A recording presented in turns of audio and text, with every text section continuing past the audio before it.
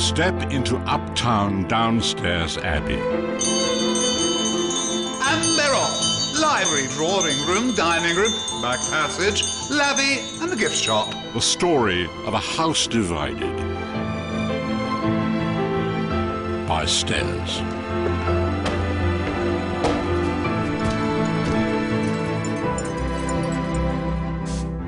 Like a graceful swan on the water, above the waterline everything is very stately and serene. While downstairs the feet are paddling a little harder.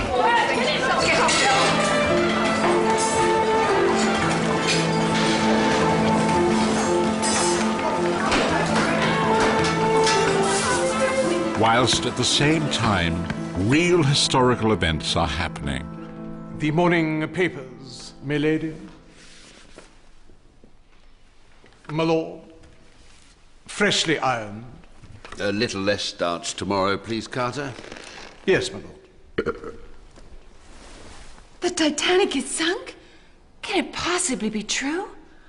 I never imagined such a thing in these period drama times, around the time of the Titanic. The heir to Uptown Downstairs, Leonardo DiCaprio, was on that damn boat and is almost inevitably drowned right at the end. From an Oscar-winning writer of something similar. I don't know, really, how I came to write this so brilliantly, apparently. Oscar. The new heir to the throne. Robert's new heir. The hair on Robert's throne. What is it? The new heir is Robert's third cousin. Yes, thank you. It's very complicated. He's a lawyer or a doctor or an architect or something. Ugh, how common. But I thought Lady Mary was the heir. Girls can't inherit, stupid. Will not find me bowing and scraping to the likes of Johnny Nobody from nowhere on Thames, not on your Nelly. I'll kindly remind you to remember, O'Brien, that a good servant retains a sense of pride and prejudice at all times. On my Nelly, I'll ask you to keep your tongue tightly shut in the future before you go sounding off about Johnnies you've not even met. On my honour, so I will. Is that lipstick you're wearing, Mrs. Danvers? Just a little gloss. Her ladyship doesn't mind. Oh, I'm so evil. Yes, but don't you care about upstairs, downstairs, uptown, top ranking, Robert? Of course I care. But who will inherit this house? And my Sex and the City millions. We should be able to pass it on to our oldest daughter, Mary. I love you, Mary. Hard as it is for an Englishman to say those words in this era. But there's nothing to be done.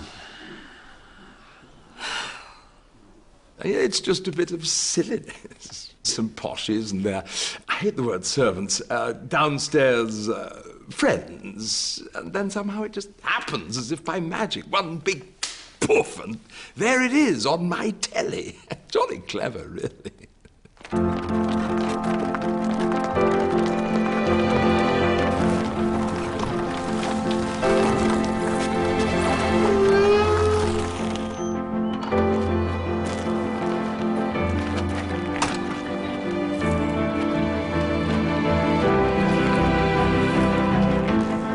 Allow me to introduce Carter, the butler. Mrs. Danvers, the housekeeper. Ma'am? Yes, it is a challenge to play the housekeeper. And actually, I was quite surprised to be cast in this role. You see, with this face, I mean, I think it's just difficult for the viewers to see me as housekeeper. Lady of the house, yes. Housekeeper. O'Brien. Thomas, the evil footman. Oh, hello, gorgeous. Housemaid. Undermaid. Overmaid. Tea's maid. Milkmaid. Lovely. Homemade. Yes, it's me, the knitted character. Made in China. She's not here at the moment, obviously. And finally, mermaid. Oh, and my man, Bates. Don't I know you from Lockpast Chesterford? Hi, Mum. Same character? I've had a bit of a limp this time, Mum. Jolly good character.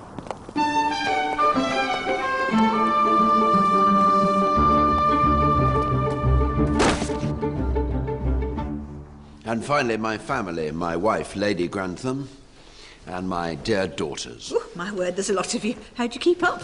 There's a précis at the beginning of each episode for idiots. My daughter Mary. Daughter number 2. Oh, thanks. Thanks a lot. And my youngest, prettiest political daughter. Hi, really cool to meet you. And last, but by no means least, my mother. What shall we call each other? Well, why don't we start with Dame Maggie Smith? You won't change No, me, you can't no. speak now. The music has started. We haven't finished the scene yet. You'll soon get used to our ways, Mr. Crawler. One of the great things about this piece is that so much of it is done with looks.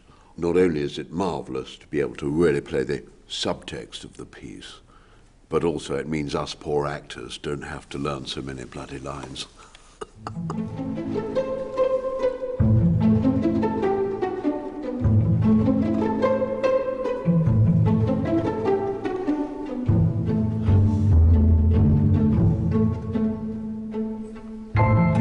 Okay, everyone done all their looks? Yes. Well, let's go through then.